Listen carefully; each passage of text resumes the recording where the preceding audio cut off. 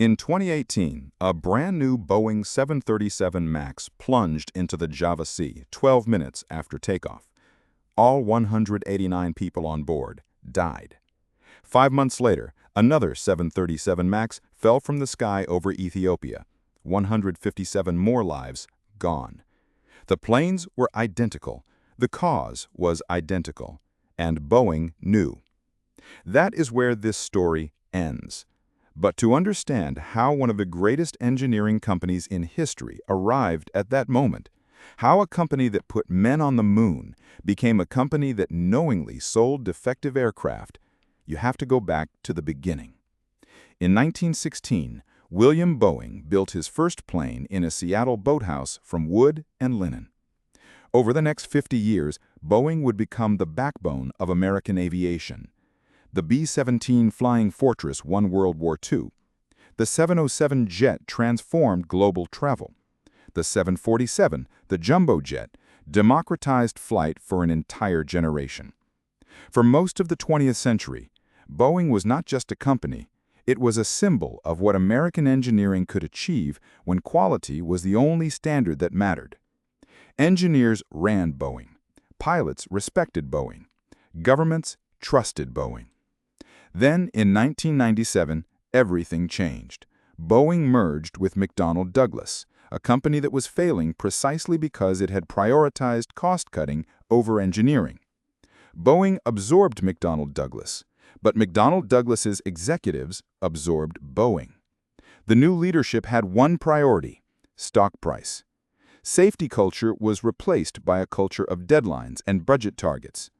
Engineers who raised concerns were sidelined. Quality inspectors were pressured to sign off on incomplete work. Internal documents later revealed that Boeing employees joked about the planes they were building. One engineer wrote, "I would not put my family on a MAX simulator-trained aircraft." He wrote that in 2018, the same year the first MAX crashed. When the crashes happened, Boeing did not immediately ground the fleet. It lobbied regulators. It pressured the FAA. It told airlines the aircraft were safe. It took a second crash, international pressure, and a congressional investigation to ground the plane.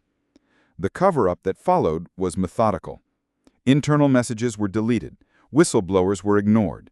One of the most prominent safety advocates, John Barnett, raised concerns for years about defective parts being installed on aircraft.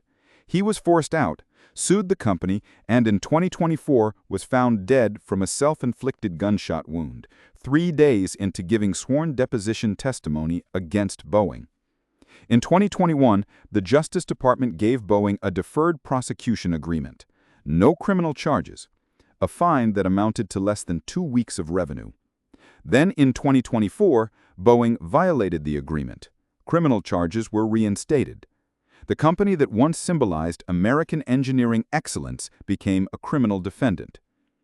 Today, Boeing is burning through billions of dollars. Its credit rating has been cut to junk. Its astronaut capsule stranded 2 NASA crew members in space for 8 months. Its commercial backlog is years behind schedule. And the families of 346 crash victims are still waiting for accountability that has never fully arrived. Boeing did not collapse because of bad luck. It collapsed because a generation of executives decided that the quarterly earnings report mattered more than the aircraft leaving the factory. And in an industry where the margin for error is zero, that decision cost 346 people their lives. Subscribe to Trend Pulse Daily. We cover the stories that matter every single day.